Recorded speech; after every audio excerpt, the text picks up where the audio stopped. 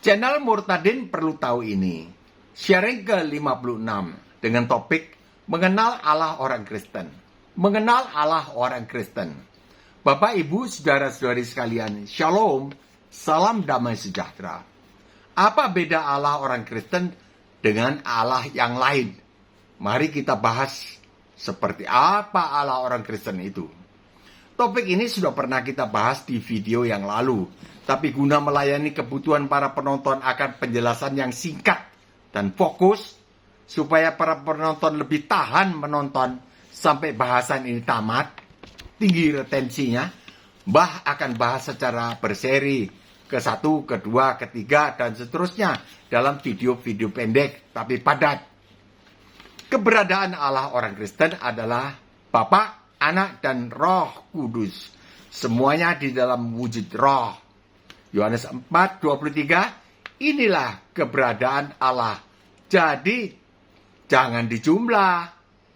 Seperti keberadaan manusia, tubuh, jiwa, dan roh, tidak pernah kita jumlahkan. 1 tambah 1 tambah 1 sama dengan 3. Tidak pernah, bukan? Kitab suci Alkitab berkata di 1 Tesalonika 5:23, sebagai roh, jiwa, dan tubuhmu terpelihara sempurna. Ketiganya tidak bisa dipisahkan. Kita tidak pernah menjumlah ketiga unsur ini dan mengatakan bahwa diri kita ini 3.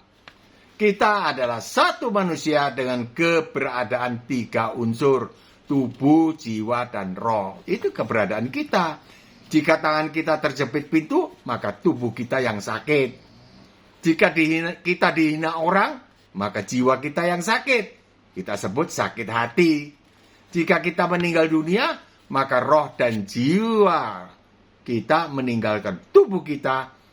Kita masih punya ingatan dan perasaan di dalam surga atau neraka.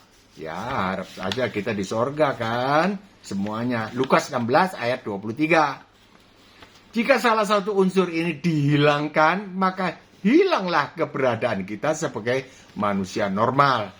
Jika tubuh kita mati, maka kita bukan manusia, melainkan mayat. Jika jiwa tidak berfungsi, kita bukan manusia normal, tetapi ODGJ atau orang gila. Jika roh dihilangkan, maka kita bukan manusia, melainkan hewan. Hewan masih punya jiwa loh. Coba kita pasang pancing kail gini. Dia tahu, oh bukan umpannya, dia tidak mau. Ya, oh ini umpan palsu, nggak mau dia. Anjing kita masih bisa ya senang atau dia marah. Itu jiwa. Tapi tidak punya roh, sehingga dia tidak bisa mengenal Allah. Dari kitab suci Alkitab, kita mengetahui keberadaan Allah itu sebagai Allah Bapa, ada Allah Anak, dan Roh Kudus. Ada Allah Bapa, ada Allah Anak, dan Roh Kudus. Keberadaan ketiganya adalah satu kesatuan. Tidak bisa dipisah-pisahkan. Itulah Allah yang sejati. Seperti keberadaan kita sebagai satu manusia. Tubuh, jiwa, dan roh. Ulangi. Seperti keberadaan kita sebagai satu manusia adalah tubuh, jiwa, dan roh. Juga tidak bisa dipisah-pisahkan. Matius 28 ayat 19. Karena itu pergilah, jadikanlah semua bangsa muridku. Ini perkataan Pak Yesus. Sudah bangkit ini. Perkataan Tuhan Yesus. Sudah bangkit dari kematian. Karena segala kuasa di sorga, di bumi telah diberikan kepadaku. Karena itu pergilah, jadikanlah semua bangsa muridku. Itu komplitnya. Dan baptislah mereka dalam nama Bapa dan Anak dan Roh Kudus. Matius 3:16, sesudah dibaptis, Pak Yesus ini, Yesus segera keluar dari air. Dan pada waktu itu juga langit terbuka. Dan ia, Yohanes Pembaptis, yang membaptis Pak Yesus, melihat roh Allah seperti burung merpati turun ke atasnya. Ke atas Pak Yesus. Roh Allah ada, Pak Yesus ada. Pak Yesus yang adalah firman yang sedang menjadi manusia dan yang sedang dibaptis. 17. Lalu terdengarlah suara dari sorga yang mengatakan, ini suara Allah Bapa, inilah anakku yang kukasihi, kepadanya lah aku berkenan. Sebagaimana kita menerima keberadaan diri kita sebagai manusia, terdiri dari tubuh, jiwa, dan roh, kita terima keberadaan Allah orang Kristen ini, terdiri dari Allah Bapa, Allah Anak, dan Roh Kudus. Jangan dipisah-pisahkan. Tentang Allah agama lain, Alkitab menuliskan ada banyak Allah. 1 Korintus 8 ayat 5. Sebab sungguh pun ada apa yang disebut Allah, tanda kutip, A kecil, tanda kutip, baik di surga maupun di bumi. Dan memang benar ada banyak Allah, A kecil, tanda kutip, yang demikian. Ulangi. Sebab sungguh pun ada apa yang disebut Allah, tanda kutip, baik di surga maupun di bumi, dan memang benar ada banyak Allah, tanda kutip, yang demikian. 6. Namun bagi kita, ini perkataan Rasul Paulus ini, namun bagi kita hanya ada satu Allah saja. Satu Allah, yaitu Bapa, yang daripadanya berasal segala sesuatu. Dan yang untuk Dia, untuk Bapa, kita hidup.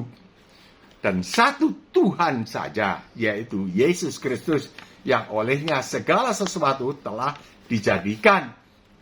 Segala sesuatu telah dijadikan, dan yang karena Dia kita hidup. Ulangi.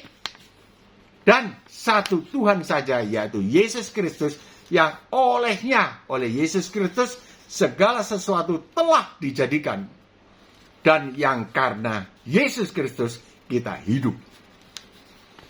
Di antara para Allah, tanda kutip, ini hanya ada satu Allah saja, yaitu Bapa. Dan satu Tuhan saja, yaitu Yesus Kristus, yang disembah oleh orang Kristen. Dari firman Allah, 1 Korintus pasal 8 ayat 5 ini, hanya ada satu Allah saja, yaitu Bapa, dan satu Tuhan saja, yaitu Yesus Kristus. Kita memperoleh pengertian bahwa Allah, tanda kutip, lain yang banyak itu, yang walaupun sama-sama disembah oleh sebagian orang, adalah bukan Allah. Yang Allah hanya satu itu, Bapa, dan Tuhannya satu, yaitu Yesus Kristus. Tidak semua yang disembah adalah Allah. Ulangi, tidak semua yang disembah adalah Allah. Bisa juga iblis yang juga menghendaki disembah sama seperti Allah. Yesaya 14 ayat 14. Lukas 4 ayat 6, kata iblis kepada Pak Yesus, segala kuasa itu serta kemuliaannya, kuasa kekayaan dunia dan kemuliaannya, akan kuberikan kepadamu, kepada Pak Yesus. Sebab semuanya itu telah diserahkan kepada iblis. Semua kekayaan dunia ini, kerajaan dunia ini ada di dalam tangan iblis. Dan aku memberikannya kepada siapa saja yang ku kehendaki. Siapa yang dikehendaki oleh iblis untuk diberi kekayaan dunia ini. 7. Jadi jikalau engkau menyembah aku, nah ini yang dikehendaki oleh iblis. Iblis menghendaki disembah. Jadi jikalau engkau, Yesus, menyembah aku, seluruhnya itu akan menjadi milikmu. Seluruh kekayaan dunia ini akan menjadi milikmu. Maka itu ada orang yang kayak mendadak, luar biasa, nggak masuk akal. Saya yakin dari sini. Tetapi Yesus berkata kepadanya, ada tertulis, engkau harus menyembah Tuhan Allahmu, dan hanya kepada Dia sajalah engkau berbakti. Ulangi. Jadi, jikalau engkau, Yesus, menyembah aku, iblis, seluruhnya itu, seluruh kekayaan dunia ini, akan menjadi milikmu. Tetapi Yesus berkata kepadanya, ada tertulis, engkau harus menyembah Tuhan Allahmu. Bukan menyembah kau, iblis. Dan hanya kepada Dia sajalah, kepada Tuhan, kepada Allahmu saja. Kepada Dia sajalah engkau berbakti. Kesimpulan bahasan kita adalah bahwa Allah orang Kristen itu satu, bukan tiga. yang keberadaannya adalah Allah Bapa, Allah Anak, dan Roh Kudus. Allah tanda kutip, Allah yang lain adalah bukan Allah. Sebab iblis juga ingin disembah. Tebak sendiri. Sampai di sini, Mbah mohon pamit undur diri.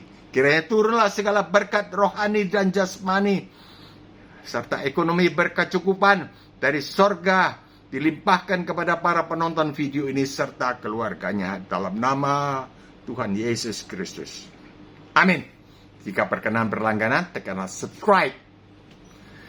Jika suka, tekanlah like atau jempol yang ke atas. Jika lo ingin menolong keluarga atau teman-teman, silakan bagikan video ini kepada mereka. Tolonglah sempatkan berkomentar yang dahsyat, koreksi Mbah, atau apresiasi Mbah. Terima kasih sebelumnya. Shalom, sampai jumpa besok insya Allah.